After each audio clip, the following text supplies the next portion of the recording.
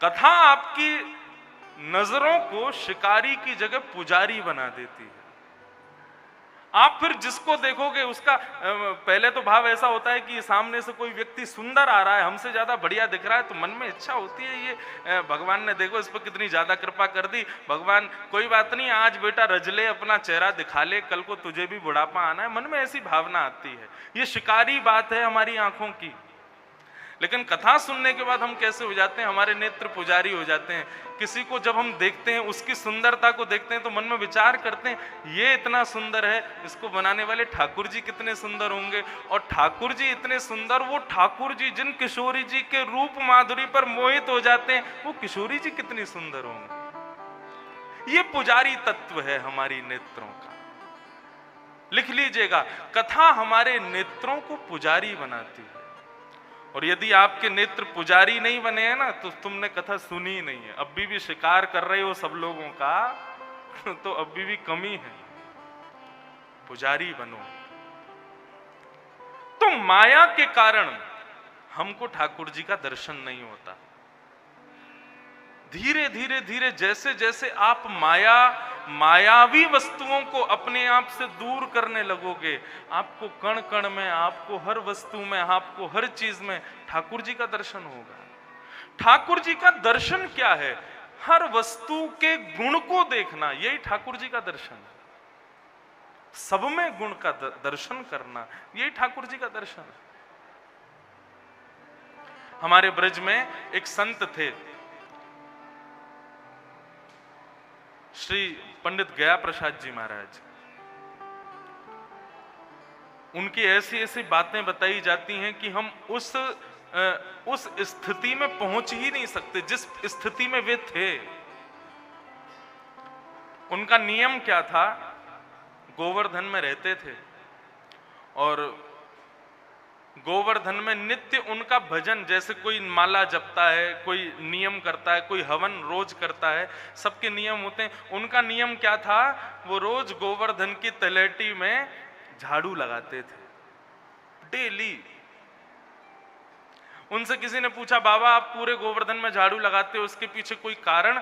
तो इतना सुंदर उत्तर देते थे, वे कहते थे, अरे तुम नहीं जानो, मेरो कन्हैया आज भी लीला करवे, यहाँ गोवर्धन की तलेटी में आवे तो यहाँ लोग कूड़ो कचड़ो कर जामे, कांटे इनको छोड़ जामे, ये कीट कंकड़ पत्थर लाला के पैरन में चुभ जाते होंगे, या हमारे में रोज सोहिनी करके लाला के काजे या तलेटी को पवित्र कर दूं, शुद्ध कर दूं, बाकी लीला के काजे या को निर्माण कर दूं।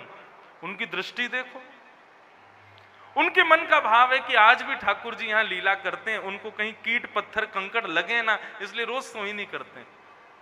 एक दिन तो हद हो गई, एक कोई महात्मा आए, उनकी कुटिया पर पहुंचे तो कुटिया पर महाराज जी नहीं मिले। किसी से पूछा, महाराज जी कहाँ हैं? बोले सोहिनी करने गए, झाड़ू लगाने गए। जैसे ही तलेटी में जाकर के देखा तो बाबा एक कोने में बैठ करके रो रहे थे, रुदन कर रहे थे। उन्होंने पूछा, बाबा आप रो क्यों रहे हो? तो रोते रोते बोले ये कन्हैया इतनो ऊधमी है, इतनो शैतान है, माने ना है। मैं कितनों झाड़ू लगाए करके कीट कंकड़ पत्थरन को ने दूर करूं, ला करके मुट्ठी में भर के सबन को बीच में ही पटक दे, माने ही ना है, सबन को लाके बीच में ही डाल दे। हम लोगों की दृष्टि कहेगी देखो लोगों ने कितना कूड़ा कचड़ा कर रखा है, लेकिन उनकी दृष्टि क्या कहती है? कन्हैया माने ना है, मैं कितनों साफ कर लूं, फिर तो यही गंदगी कर दे। ये दृष्टि, ये माया से विलग लोगों की दृष्टि ऐसी होती है। मायावी लोग किसी भी चीज का दोष मानवों को ही देते हैं। किसी भी चीज में कुछ भी गलत हो या किसी का कोई निंदा स्तुति, सब में मानव को देखते हैं। लेकिन माया से विलग जो भक्तगण होते हैं वो सब में ठाकुर जी का दर्शन करते हैं। उनके लिए अच्छा भी ठाकुर जी। एक मैया उनके फ्रैक्चर हो गया तो डॉक्टर ने प्लास्टर लगा दिया तो घर लौट करके आई, आकर के अपने मंदिर में जब व्हील चेयर पे गई तो ठाकुर जी से बोली, मैंने तुम्हारी इतनी सेवा करी, मैंने तुमको इतना निलाया धुलाया, तुम्हारी सेवा में कोई कमी नहीं छोड़ी, और तुमने मेरा पांव तोड़ दिया। बच्चे कहने लगे, मैया ठाकुर जी ने थोड़ी तोड़ा, तुम गीले फरस पे चल रही थी, फिसल गई तो टूट गया। अरे तू नहीं जाने, ये सब यही ने किया है, ये सब यही करे और यही मेरे पाम को ठीक करेगा, और यदि याने मेरा पाम ठीक नहीं किया तो मैं भी पत्थर से या को पाम तोड़ दूंगी। करना नहीं है ऐसा ठाकुर जी के साथ, लेकिन एक भक्त की दृष्टि कैसी होती है, उस सर्वम खलु इदम ब्रह्म, उस सब में ठाकुर जी हैं ही हैं, लेकिन उनको दिखते भी हैं, उनको अनुभव होता भी है कि हाँ ये ठाकुर जी की कृपा है, ठाकुर जी कर रहे हैं। तो माया जवनिका छन्न आज्ञा दोक्षजमव्ययम् न लक्ष्यसे मूढदृशा नटो नाट्य धरो यथा। और एक और उदाहरण दे रहे हैं, न लक्ष्य से मूढ़ दृशा नटो नाट्य धरो यथा। बोले ठाकुर जी की और हमारी लीला कैसी चल रही है, हमको ठाकुर जी दिखते क्यों नहीं है? क्योंकि ठाकुर जी और हमारा इस प्रकार का संबंध है जैसे कठपुतली का और कठपुतली को नचाने वाले का। कठपुतली को नचाने वाला पर्दे के पीछे रहता है, अपने हाथों में डोर बांध करके अपनी उंगलियों को चलाता है, उसी से कठपुतली नाचती है, गाती है, हंसती है, रोती है, सब लीलाएं करती है। दिखती क्यों नहीं है? क्योंकि बीच में एक पर्दा है। हमारी सारी क्रियाओं को क्रियान्वित वो कठपुतली चलाने वाला ही कर रहा है, लेकिन वो नहीं दिखता। देखने वालों को लगता है कि देखो कठपुतली नाच रही है, कठपुतली सो रही है, कठपुतली गा रही है। वास्तव में कठपुतली की सामर्थ्य नहीं है, सामर्थ्य तो उसको कोई और दे रहा है। वो दिखता क्यों नहीं है? क्योंकि पर्दा बीच में है। ठीक उसी प्रकार ठाकुर जी ही हमसे सब लीलाएं करवा रहे हैं, लेकिन हमको दिखते क्यों नहीं है? माया जवनिका छन्न, माया का पर्दा बीच में पड़ा है।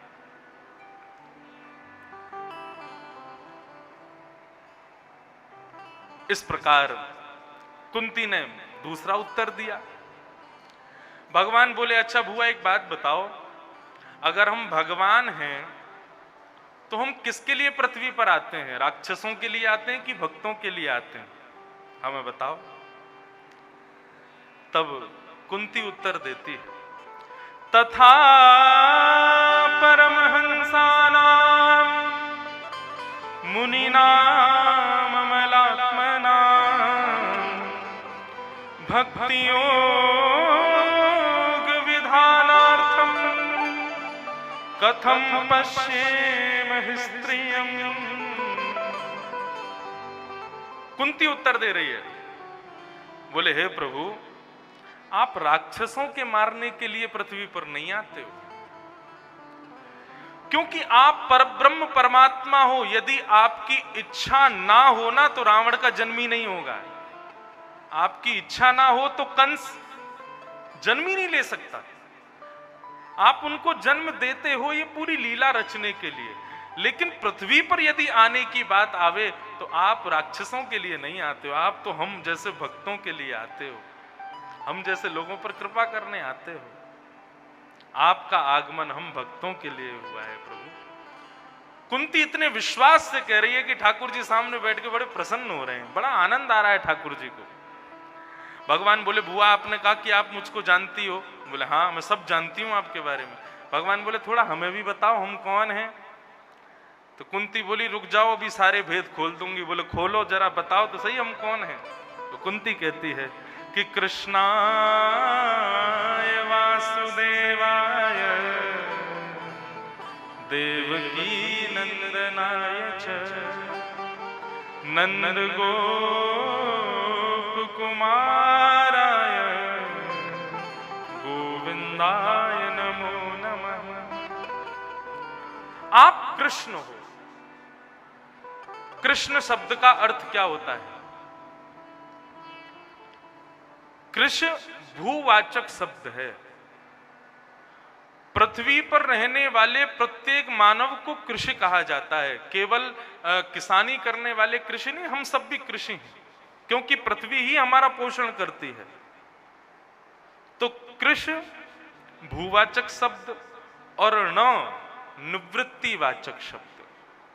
मतलब कि जिस नाम को बोलने से पृथ्वी पर रहने वाले हम मानवों की निवृत्ति हो जाती है, वो है कृष्ण। आप कृष्ण हो, आप वसुदेव नंदन हो, वासुदेव।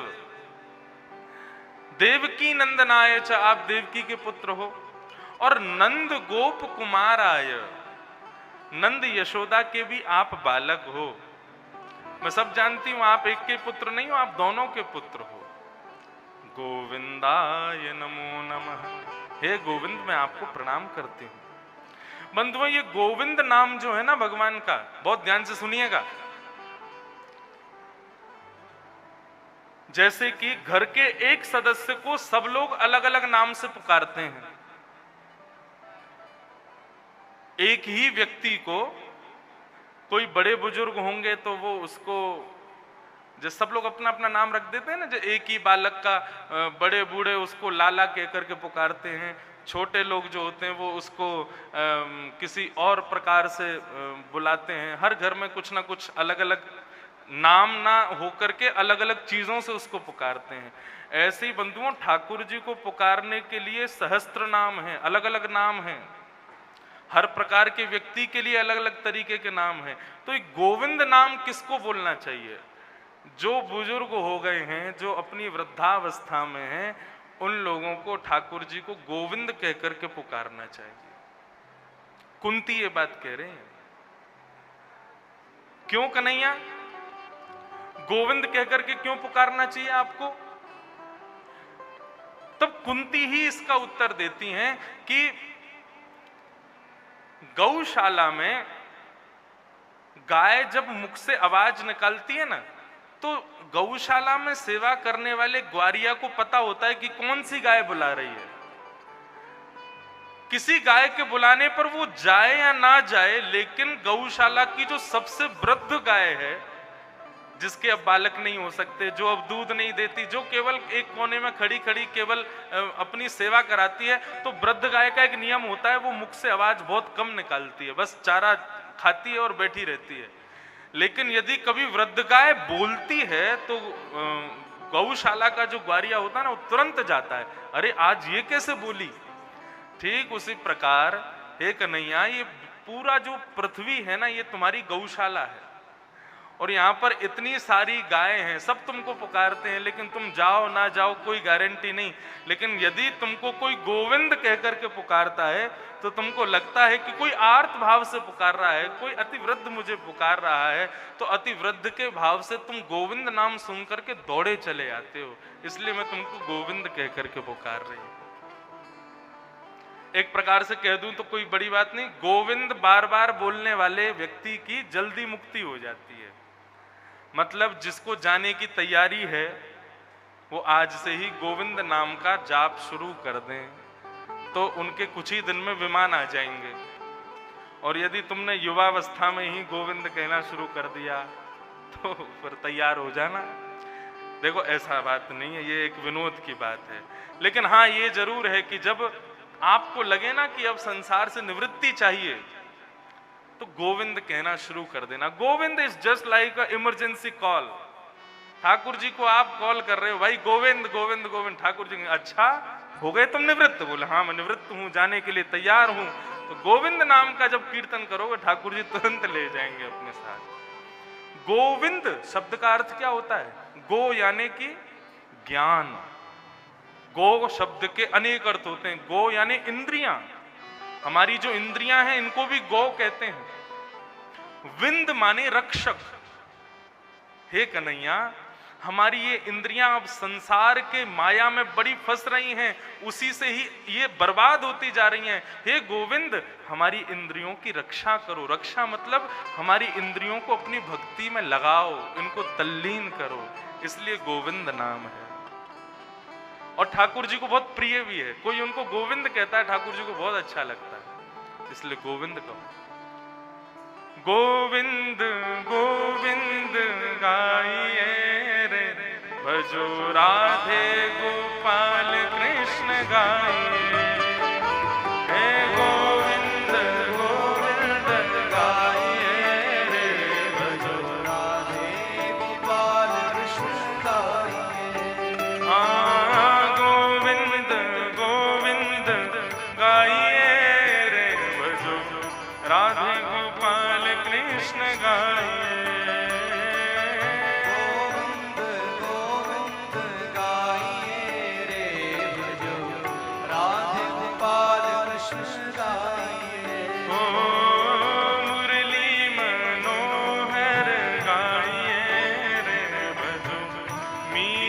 श्याम सुंदर गाइए,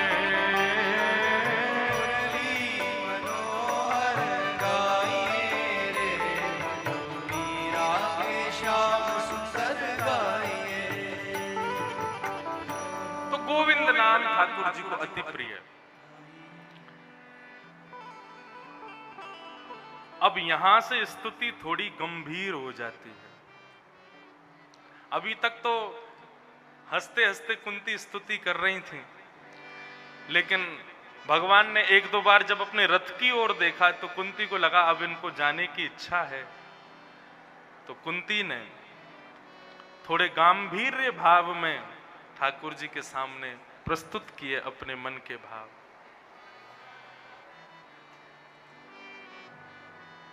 यथा ऋषिकेश खलेन देवकी कंसेन रुद्धार्ति चिरं सुचार्पितम् विमोचिताहं च सहात्मजा विभो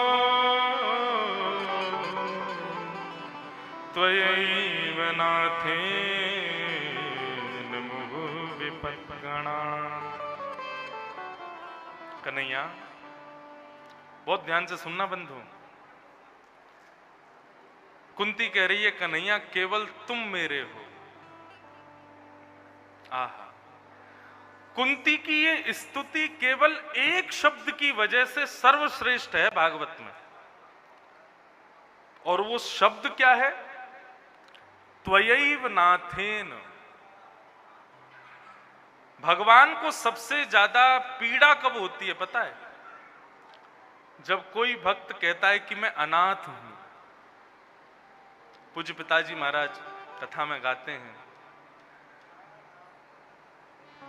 नाथ तू अनाथ को अनाथ कौन मोसो, मो समान आरत नहीं आरत हर तो सो, तू दयालु दीन हो, तू दानी हो भिखारी, तू दयालु दीन। कोई व्यक्ति यदि अनाथ कह दे ना खुद को, ठाकुर जी को बहुत पीड़ा होती है। उनका नाम ही नाथ है। ठाकुर जी कह रहे हैं तुम मेरे होते हुए अपने आप को अनाथ कैसे कह सकते हो? मैं जगतनाथ हूं, जगन्नाथ हूं, सबका नाथ हूं। आप कहोगे ये कैसे पॉसिबल हो सकता है? अरे भाई, जो जमीन बंजर होती है ना, जिसका कोई मालिक नहीं होता, सरकार अपने आप उसको अपने अंडर में ले लेती है। इसी का मतलब जिसका कोई नहीं होता वो ठाकुर जी का है, ऑटोमेटिक हो जाता है ठाकुर जी का। भगवान कहते तो तुमने अपने आप को अनाथ कैसे कहा? लेकिन कुंती भगवान से कह रही है त्वयैव नाथेन मुहुः विपद्गणाः। हम लोग कहते हैं कि ठाकुर जी हमारे हैं, लेकिन कुंती की बात में थोड़ी सी डिफरेंस है, थोड़ा सा हमसे अलग है। क्या कि कुंती ये नहीं कह रही ठाकुर जी हमारे हैं, वो कह रही है केवल ठाकुर जी हमारे हैं, बाकी और कोई हमारा नहीं। और हम किसको अपना कहेंगे? संसार में हमारा और दूसरा कोई नहीं है, केवल ठाकुर जी हमारे हैं। त्वयैव नाथेन मुहुः विपद्गणाः। ये शब्द त्वयैव नाथेन, इस बात ने ठाकुर जी का मन हरण कर लिया। ठाकुर जी के नेत्र सजल हो गए। बोले बुआ, मैं मान गया कि तुमने मुझे अपना सर्वस्व दे दिया है, अब मैं तुम्हें कुछ देना चाहता हूं, मुझसे कुछ मांग लो। कुंती ने कहा पहले वचन दो, जो मांगूंगी सो दोगे। भगवान बोले वचन की क्या बात है, हम कह रहे हैं हम देंगे। बोले नहीं नहीं नहीं, पहले वचन दो। भगवान ने वचन दिया, जो मांगोगी सो देंगे। बोले एक नहीं 3 बार बोलो, देंगे देंगे देंगे। भगवान बोले देंगे देंगे देंगे, अब बोलो क्या चाहिए। कुंती कह रही है अपनी झोली फैला करके ठाकुर जी के सामने, और क्या मांग रही है ठाकुर जी से। विपद सन्तु न सस्वत् तत्र तत्र जगद्गुरो भवतो दर्शनं यस्यात् अपुनर्भव दर्शनम्। कन्हैया, यदि आप मुझे कुछ देना चाहते हो तो एक ही वरदान दे दो। क्या? इस संसार में जितने भी बड़े से बड़े दुख हैं ना, जितने बड़े से बड़े कष्ट हैं ना, वो इस कुंती के जीवन में आकर के डेरा जमा लें, ऐसी कृपा कर दो मुझ पर। भगवान स्तब्ध हो गए। बुआ, ये क्या मांग रही हो तुम? कष्ट मांग रही हो, दुख मांग रही हो। मुझसे आज तक किसी भक्त ने ये नहीं मांगा। संसार के लोग मांगने की लिस्ट खत्म नहीं होती उनकी, और आज तुझे जब पता ही चल गया कि मैं साक्षात ईश्वर हूं, मुझसे मांगने का जब समय आया और अपना जीवन देखा तूने, बचपन से आज तक तू कभी सुखी नहीं रही। हमेशा तेरे जीवन में कष्ट बना रहा, हमेशा तेरे जीवन में दुख बने रहे। कल ही तेरे बच्चों ने महाभारत का युद्ध जीता है, युधिष्ठिर राजा बन गया है हस्तिनापुर का, अब जीवन में सुख आया है, तो तू मेरे सामने झोली फैला करके कह रही है कि मुझे कष्ट दे दो, मुझे दुख दे दो। क्यों? कुंती का उत्तर सुनकर के द्वारिकाधीश के नेत्र सजल हो गए। कुंती कहती है, कन्हैया तुम मानते हो कि कल तक मेरे जीवन में बहुत दुख थे। हाँ, मैं मानता हूं कल तक तुम्हारे जीवन में बहुत दुख थे, लेकिन कल महाभारत युद्ध के बाद मेरे जीवन में अब सुख आ गए हैं। बोले हाँ, अब तुम्हारे पुत्र राजा बन गए, वनवास खत्म हो गया, तुम्हारा जो हस्तिनापुर है वो तुमको वापस मिल गया, अब जीवन में सुख ही सुख है। कुंती ने कहा, कन्हैया कल तक जीवन में दुख थे ना, तुम हमारे साथ खड़े थे, और आज जब हस्तिनापुर मिल गया तो तुम हमें छोड़ के द्वारिका जा रहे हो। वो सुख नहीं चाहिए जिसमें तुम छोड़ के चले जाओ, वो दुख बार बार चाहिए जिसमें तुम संग खड़े रहो हमारे। बंधुओं, ये संसार के लोगों का नियम है कि वो ठाकुर जी की स्मृति, ठाकुर जी का याद कब ज्यादा करते हैं? जब बहुत कष्ट में होते हैं। जीवन में जब सुख आता है तब ठाकुर जी की स्मृति नहीं होती। लेकिन मैं एक बात कह दूं, जो दुख में सुमिरन कर रहा है ना ठाकुर जी का, वो स्वार्थी है, लेकिन जो सुख में भी ठाकुर जी का स्मरण करता है वही ठाकुर जी का प्रेमी है। बस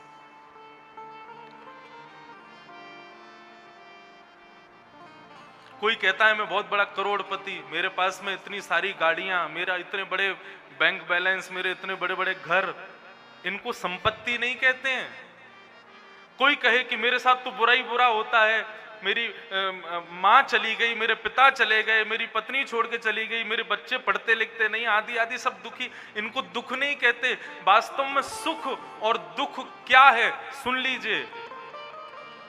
विपदो नैव विपदः संपदो नैव संपदः विपद विस्मरणं विष्णोः संपद नारायण स्मृति। बहुत वैभव होना आप धनवान नहीं माने जाओगे, बहुत कष्ट में होना आप दुखी नहीं माने जाओगे। विपत्तियों को विपत्ति नहीं कहते, संपत्तियों को संपत्ति नहीं कहते। भगवान की याद बने रहना ये सबसे बड़ी संपत्ति, और भगवान को भूल जाना इससे बड़ी कोई विपत्ति नहीं हो सकती, इससे बड़ा कोई दुख नहीं हो सकता। हरि स्मृति हमारे जीवन में रहे बस।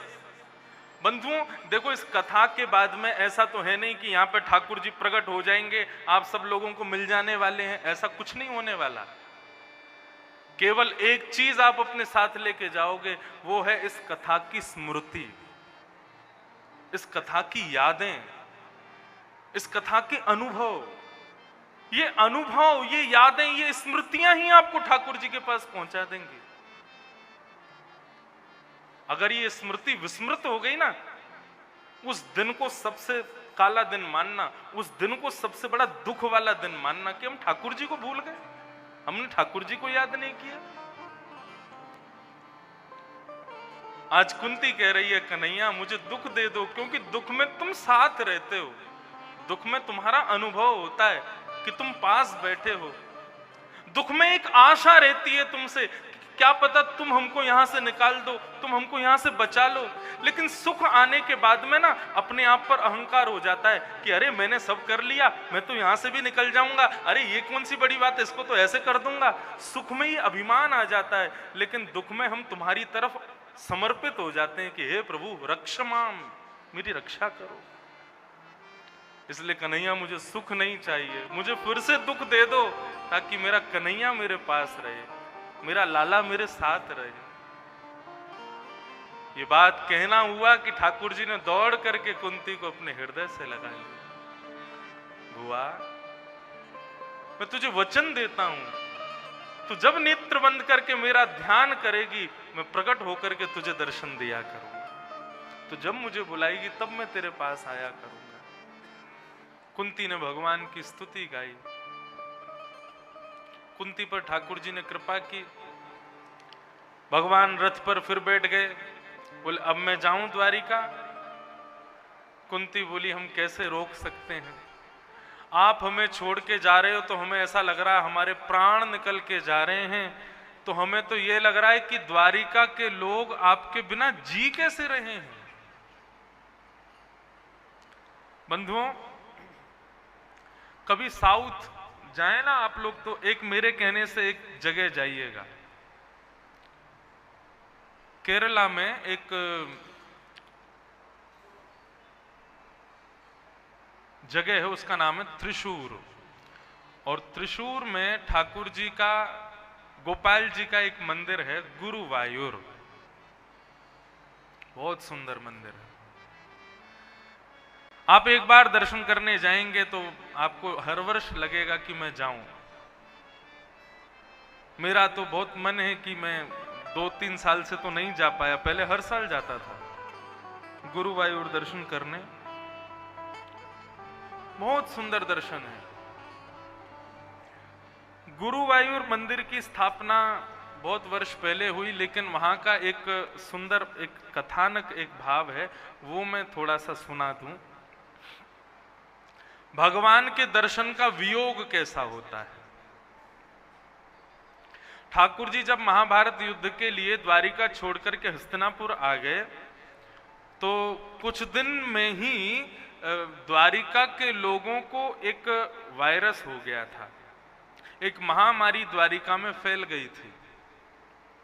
और वो महामारी कैसी महामारी थी, ठाकुर जी के दर्शन ना होने की वजह से द्वारिका के लोगों को बुखार होता था, ज्वर चढ़ता था, और ज्वर के कारण उन लोगों के पूरे शरीर में कंपन होता था, और उस ज्वर वाले व्यक्ति को, कंपन वाले व्यक्ति को दूसरा कोई देखता था तो उसको भी हो जाता था, उसको भी ठाकुर जी की याद आती थी। रुक्मणी जी ने जब ये देखा तो ठाकुर जी को पत्र लिखा। ठाकुर जी को पत्र में कहा कि आपके दर्शन के वियोग में द्वारिका के लोगों की स्थिति बड़ी खराब हो रही है। तो भगवान ने कहा कि एक काम करो, देवताओं के जो वैद्य हैं अश्वनी कुमार, उनको बुलाओ। देवताओं के वैद्य आ गए, वैद्यों ने आकर के मरीजों को देखा। ये भी हो गया कि लोगों के प्राण निकलने लगे ठाकुर जी के वियोग में। तो अश्वनी कुमार ने आकर के रुक्मणी जी से कहा इसका कोई उपचार नहीं है, इसका एक ही उपचार है, क्या, ठाकुर जी वापस आ जाएं, अपना दर्शन दे दें, तभी इन लोगों के प्राण बचेंगे, नहीं तो ये धीरे धीरे द्वारिका में सब मर जाएंगे। ऐसे ठाकुर जी के दर्शन का वियोग। तब ठाकुर जी महाभारत युद्ध प्रारंभ होने से कुछ दिन पहले हस्तिनापुर से वापस आए द्वारिका, और जैसे ही द्वारिका आए तो द्वारिका में ठाकुर जी के प्रवेश करते ही जितने भी लोग ज्वर में थे सब स्वस्थ हो गए, सब आनंदित हो गए, सब ठीक हो गए। सबने ठाकुर जी को जाकर के प्रणाम किया। भगवान एक रात्रि सब द्वारिका के लोगों से मिले, सबको गले लगाया, सबसे प्रेम से बातें की। लेकिन भगवान रुक्मणी जी से कहने लगे अभी तो सब ठीक है, लेकिन कल हमको वापस जाना है, तब क्या होगा। बोले प्रभु कुछ करके जाओ, आप कोई व्यवस्था करके जाओ। ठाकुर जी चाहे तो अनेक रूप धारण कर सकते हैं, लेकिन ठाकुर जी एक विचित्र लीला है। कर्तुम अकर्तुम अन्यथा कर्तुम समर्थ ईश्वर, भगवान शब्द की डेफिनेशन है ये। जो नहीं करने वाले काम को भी कर देवे और जो करने योग्य काम को भी ना करे, वही ईश्वर है। जो आसानी से हो सकता है उसको तो करेंगे नहीं, और जो बिल्कुल आसान नहीं है उसको अधबद के करता है, वही ईश्वर है। भगवान चाहे तो दो रूप धारण कर लें, एक से द्वारिका में रहें, एक से हस्तिनापुर, लेकिन नहीं, ठाकुर जी ने समुद्र के किनारे बैठ कर के रेत का ही अपना एक स्वरूप बनाया, और स्वरूप बना करके बाल स्वरूप बनाया, छोटा स्वरूप, और उस स्वरूप को बहुत देर तक टकटकी लगा के देखते रहे। तब ठाकुर जी के नेत्रों से ही शक्ति उस स्वरूप में प्रकट हो गई, और वो स्वरूप चलने लगा, फिरने लगा। ऐसी स्थिति हो गई कि द्वारिकापुरी में नन्हे बाल कृष्ण प्रकट हो गए। लोगों के घरों में माखन की चोरियां होने लगी, दही लूट लूट के खाने लगे, घर घर जाकर के ऊधम मचाने लगे। जैसी लीला ठाकुर जी ने ब्रज में की, वैसी लीला द्वारिका में होने लगी उस स्वरूप के माध्यम से। द्वारिका के लोग उस स्वरूप में इतने व्यस्त हो गए कि अब उनको ठाकुर जी की याद नहीं आ रही। वो उस स्वरूप के संग ही खेलते हैं पूरे दिन। ठाकुर जी बोले अब सब ठीक है, अब मैं जाता हूं वापस। तब ठाकुर जी वापस आए, महाभारत युद्ध कराया, आदि आदि सब लीला हुई। अब वो स्वरूप कहां है? ठाकुर जी जब अपनी लीला पूरी करके पृथ्वी से वापस जाने लगे, तब ठाकुर जी ने कहा मेरे जाते ही द्वारिका डूब जाएगी, और मेरा एक स्वरूप द्वारिका में विद्यमान है, वो भी डूब जाएगा। इसलिए ठाकुर जी ने पवन तने,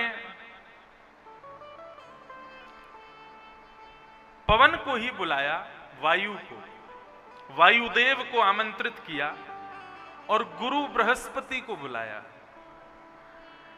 गुरु बृहस्पति से कहा कि भारत की भूमि पर कोई दिव्य स्थान ढूंढो, और पवन देव से कहा कि मेरे उस स्वरूप को ले जाकर के जहां बृहस्पति बतावे वहां जाकर के स्थापित कर दो।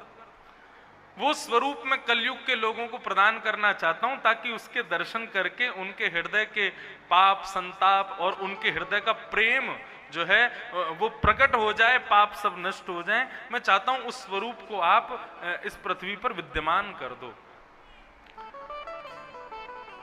तब गुरु बृहस्पति ने अपने शास्त्रों का अवलोकन करके एक दिव्य स्थान को दक्षिण भारत में खोजा, और पवन देव वायुदेव ने उस स्वरूप को ले जाकर के वहां स्थापित किया, और दोनों ने मिलकर के उनका प्रथम अभिषेक किया।